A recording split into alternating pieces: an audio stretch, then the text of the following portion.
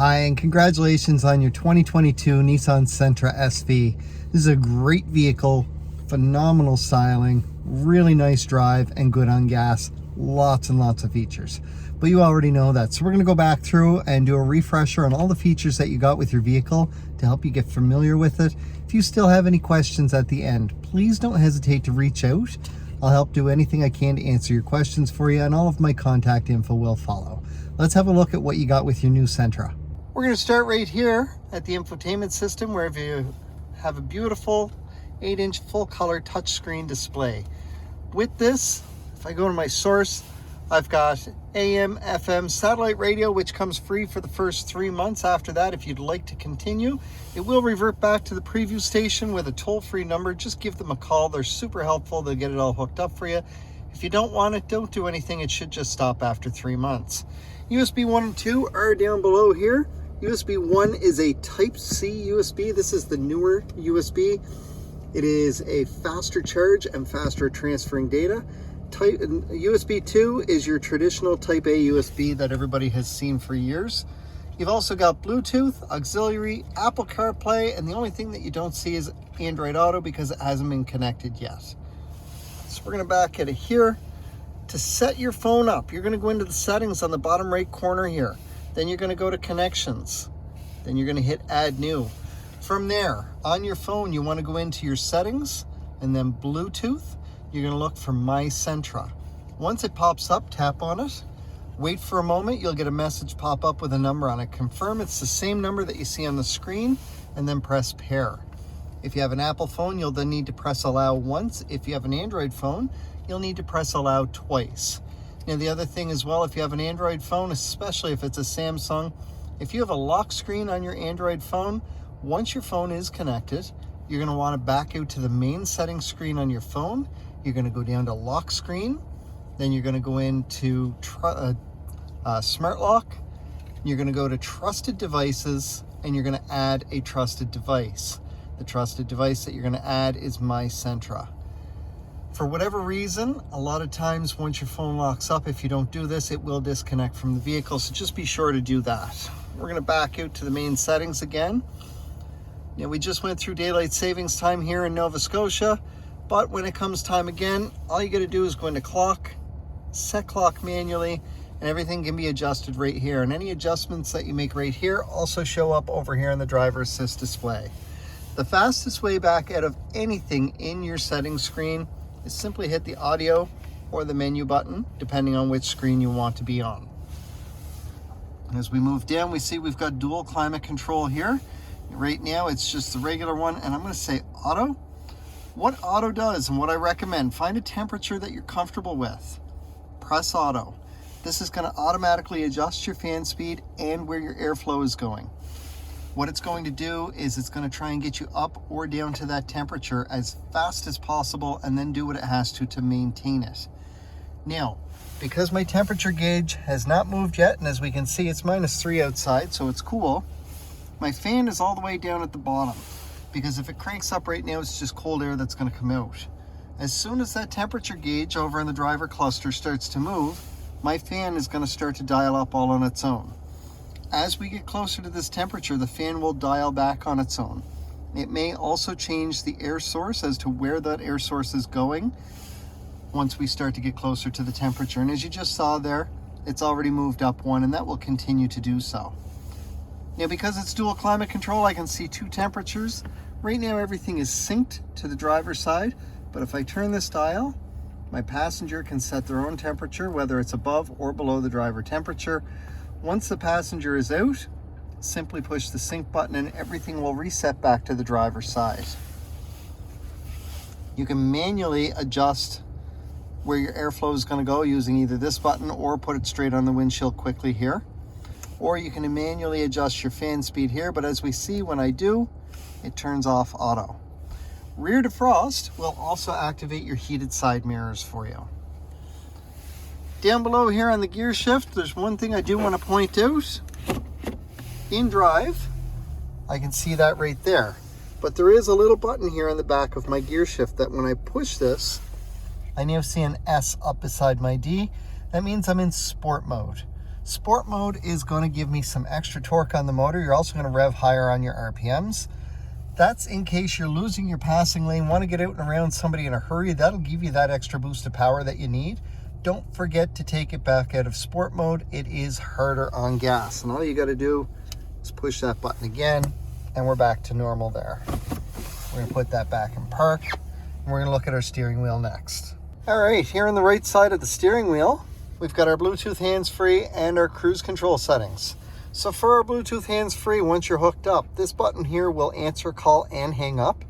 This button will allow you to make an outbound call or access the voice recognition system on your phone by pressing and holding for 2 full seconds.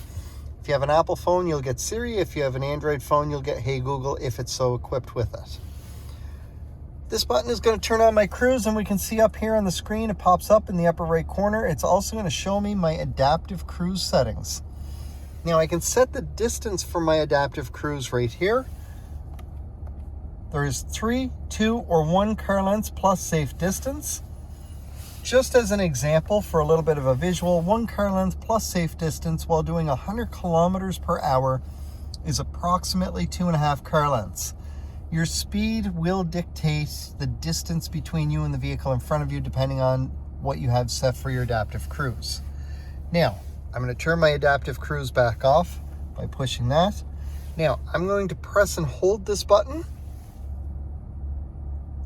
and I can see everything changes. There's no more bars, and my icon up here in the corner has changed. By pressing and holding this button, I no longer have adaptive cruise, I have normal cruise. But the moment I turn it back off and just press it and turn it back on, I'm back to adaptive cruise again. Settings for your cruise are fairly standard. You set it here, you resume if you've had to cancel or tap the brake to knock it off. When your cruise is set, you can increase the speed or decrease the speed with those buttons there. On the left side of the wheel, I've got volume for my radio. So aside from the dial over there, I can set that right here as well. These 2 buttons here are going to go through my presets on the radio. So if I do that right now, I can see it's going to go through all the different presets, and you can have a mix of satellite and radio for your presets, and everything will work perfectly fine for that. My OK button with the arrows around it and my back button are all for this screen up here. This is my driver display screen. Now, right now I'm on the home screen. My home screen has a digital speedometer and my radio info. So this screen, as well as the radio screen, which we'll see in a moment, give you full control of everything to do with your audio, all with the push of a button with your thumb while you're driving. So we've already seen that you can do your audio or your volume, and we can do the presets down here, which you can see right on this screen. But if I press the OK button here, I can also change the source of my audio right from this screen here. Now, because there's an up and down arrow there, that means that we have an additional screen. I'm going to press down, and I can still see my speedometer, but I also have an average speed. And if I press and hold the OK button, I can reset that. I'm going to go 1 screen to the right, and there's my fuel economy. Now, the fuel economy is running pretty good on this at 6.7 liters per 100 kilometers. Again, a press and hold of the OK button will reset that. There is a tire pressure monitoring system on this screen, and each time I'm moving, I'm just pressing the left and right arrows here. The tire pressure monitoring system, it will show you the individual pressure for each wheel once you start to drive. Also, on the axles between the wheels, it'll show you what the pressure should be set for. Now, whether you're on this screen or any other screen, if you ever get a low tire, it will pop up and tell you low tire pressure. From there, it will tell you which tire is low and what the exact pressure is. When you pull in somewhere that has an air pump, leave your Sentra running, go to the tire it says needs air, and start putting air in. Once it gets up to the correct pressure, the horn will beep once to tell you to stop. If for some reason you kept putting air in or went to the wrong tire, there is an upper limit that when you hit it, it will beep 3 times in a row to tell you to stop. Please stop putting air in your tire at that point. However, we would like you to start letting some air back out, and once you get back down to the correct pressure, it will beep once to tell you to stop. Now again, we've got our little up-down arrows over on the right-hand side over here, so we're going to go down a screen. and we can see our trip odometer. So in 6 hours and 27 minutes, we've gone 369 kilometers. What that tells me is that the fuel economy can actually be better because you can do a lot better in terms of distance in that time frame. Again, press and hold the OK button, resets everything. So that's your trip odometer and time running since reset last. Speed limit sign is something that will show up here as well as up top here. When you pass by a speed limit sign, it will post it on your screen for you so that you always know what the speed limit is. Here in Canada, it's in kilometers per hour, so it's just going to post that right up on there. Our next screen over is our audio, and again, from this screen, if I press the OK button, I can change the source of my audio right there from the steering wheel. Our next screen, as we saw, was the adaptive cruise control, but if I press the down arrow, I get visuals for all of my safety features, and this is a very safety-rich vehicle as it does contain Nissan's full Safety Shield 360. So that gives you automatic emergency braking with forward collision warning and pedestrian detection. Your automatic emergency braking and forward collision warning, as well as your adaptive cruise control, are all run through a radar in behind the Nissan emblem in the front of your Sentra. So on a day like today, when it's snowy out, make sure you clean off that Nissan emblem so that the vehicle can actually use everything. Forward collision warning is something that you will experience at some point. So for example, you're driving down the road and the car up ahead of you starts to turn into a side street or a parking lot, and they're doing about 10 kilometers an hour around the turn as you're doing 50 kilometers an hour approaching them. The radar in the front of your Sentra is going to pick up on that once it gets close enough and realize that you're closing that gap really fast. As a result, it is going to beep at you inside the vehicle, and it will flash a warning on your screen up here, either in yellow or red, depending on how close you are when this happens. Once it flashes that warning, that car will finish rounding the turn. Nothing else is going to happen, and you carry on as if it never happened. The automatic emergency braking would be the next step. So if partway around that turn they hit the brakes really fast, or the car that's driving in front of you slams on the brakes, inside the vehicle, it will beep at you. It'll flash the warning up on the screen, as we mentioned.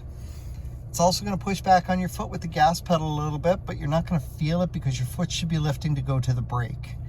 If it doesn't get to the brake fast enough, your Sentra will start to apply the brakes for you to help avoid or minimize an oncoming collision.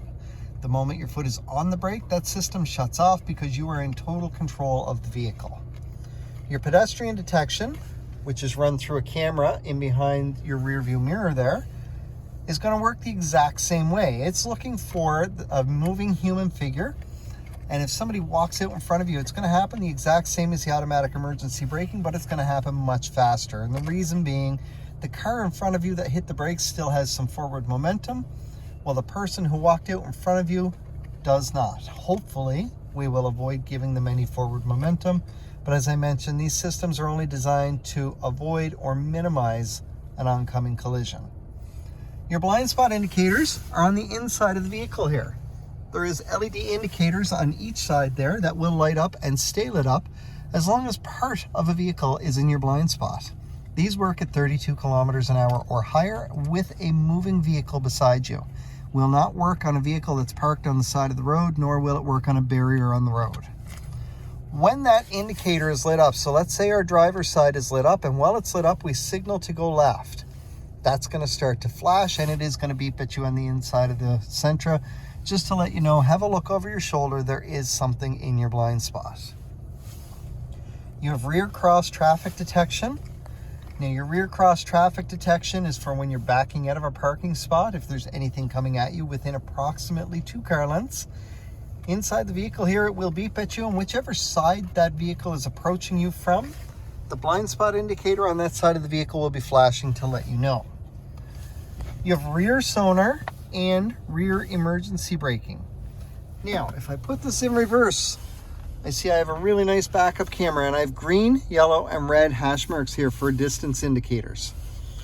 As I'm backing up, as soon as whatever is behind me gets within the green hash marks, it's going to start to beep at me. The closer I get, the faster the beeping is going to get. As I get near these red hash marks, it's going to be almost a steady tone. And if I'm still backing up at this point, my Sentra is going to fully apply the brakes to avoid contact with whatever's behind me. That happens about 1.5 feet away from whatever is behind me. Also, as you can see, you do have predictive lines to go with the backup camera there as well. You have lane departure warning as well. Your lane departure warning is also run through the camera up in the windshield there. Your camera there is going to read the lines on the road when it doesn't look like this outside. And if it sees that you're starting to drift out of your lane, it's going to vibrate your steering wheel. This is a haptic steering wheel. It's almost like hitting the rumble strips on the side of the road, so it will definitely let you know that you're starting to come out of your lane. If you signal beforehand, it doesn't do anything at all because it knows you are intentionally coming out of your lane. The last thing is high beam assist. So I'm going to set our headlights to auto, and I'm going to cover our light sensor so that we can force the headlights on. When it's set for auto, so when we just set the headlights on, like so, and we move our signal indicator to the high beam position, we can see the high beams come on. But if I set it for auto, because my light indicator is covered, making it look like it's dark out, now if I move my high beam indicator forward there, I see a green bullet with an A. That is your high beam assist. As long as your headlights are set to auto and your signal indicator is pushed to the high beam position and this comes on, that means your high beams are now automatic as well. So again, using the camera up here, it's looking for headlights and tail lights. The moment it sees either, it will turn off your high beams. When it doesn't see either one and it's dark enough, your high beams will automatically come back on. It's a great feature to make sure that nobody's flashing their lights at you because you didn't get to it fast enough. Our next screen to the right is our settings. Now, a few things in here.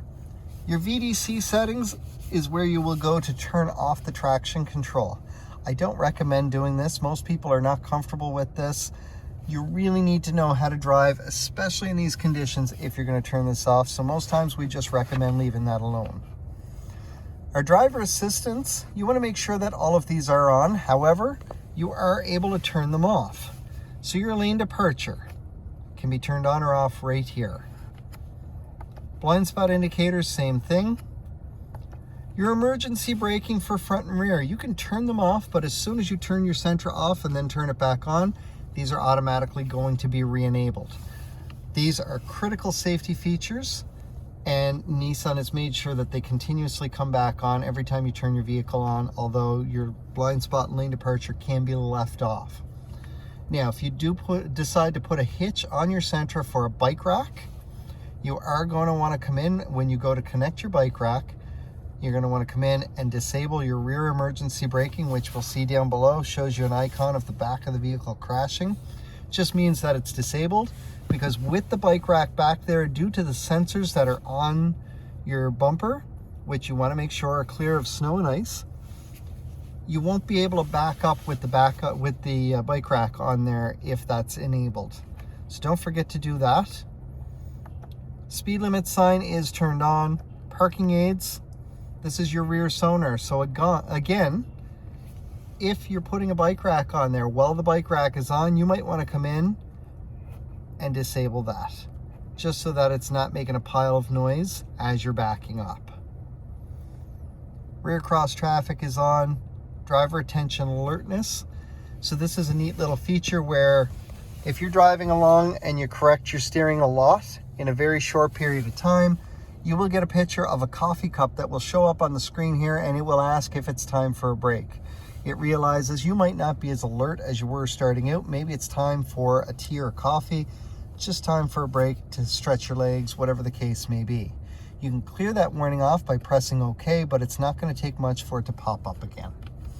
We're going to come back into here, and we're going to go down to our vehicle settings, and we want to go to locking.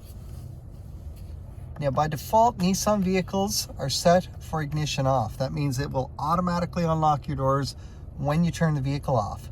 Most people prefer that the moment you shift into park, it unlocks your doors for you. So we're going to make sure that's set there, and we're going to come back out of there. I want to make sure that my wipers are speed dependent, and this means that my intermittent wipers So when I set my speed here and my wipers are on intermittent, there will be a delay on how often they pass on the window.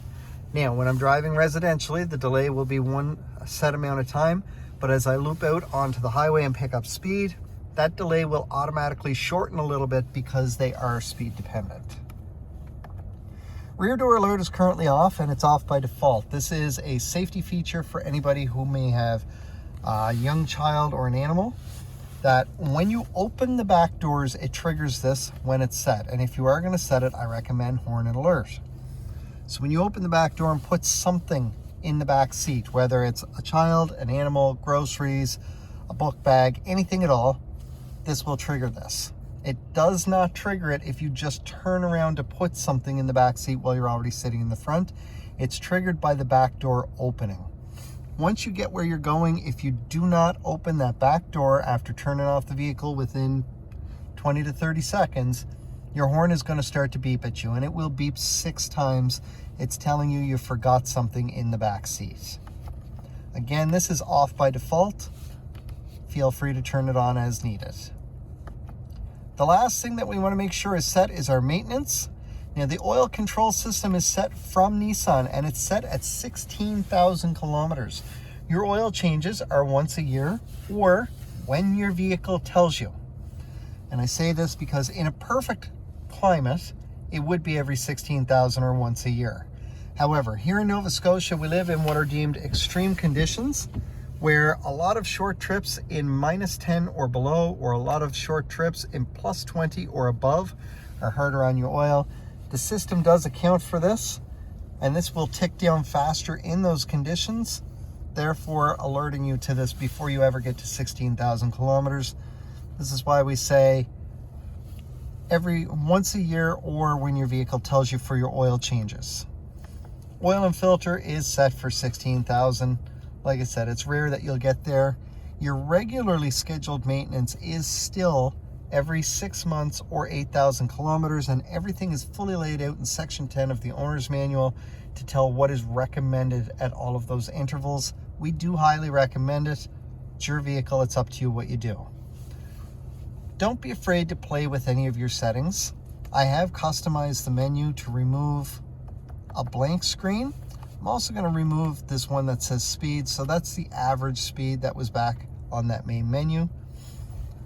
From there, if it's need be, there is a factory reset right there on the bottom. It'll put everything back to prior to me changing any of these settings, and then you can just follow along again to set them back where you had them. So if we look here on the home screen, because I just removed speed, there's no longer a toggle switch for up and down. It's just my speedometer and my radio info. Couple last things. There is a special edition of the SV. If you do have that, you will notice that you would have a sunroof up here, and the controls will be right here. Very easy to operate. Your key fob, because it is a key fob, has a battery in it. That battery is typically good for 2 to 4 years. The very first indication that your battery is starting to get low is you'll hop into the vehicle, put your foot on the brake and hit the start button, and it'll pop up here and say incorrect key ID. Don't worry about it. Let the message go away, do it again, and it should stop. If you hit the point that you haven't had a chance to change that battery out and it just gets to where either the key fob is dead or that message is just constantly showing up, there is a key in the back of your key fob so that you can still get into your vehicle even though the fob is dead. And there is a keyhole in the driver's side door. Once you get in with your foot on the brake, take your key fob and use that to push your start button in. It will still start even if your key fob is dead. To switch your battery, you're just going to want to pop the key out. Then you're going to want to get a flathead or something like that into one of these 2 little areas here. Give it a twist and this will pop open.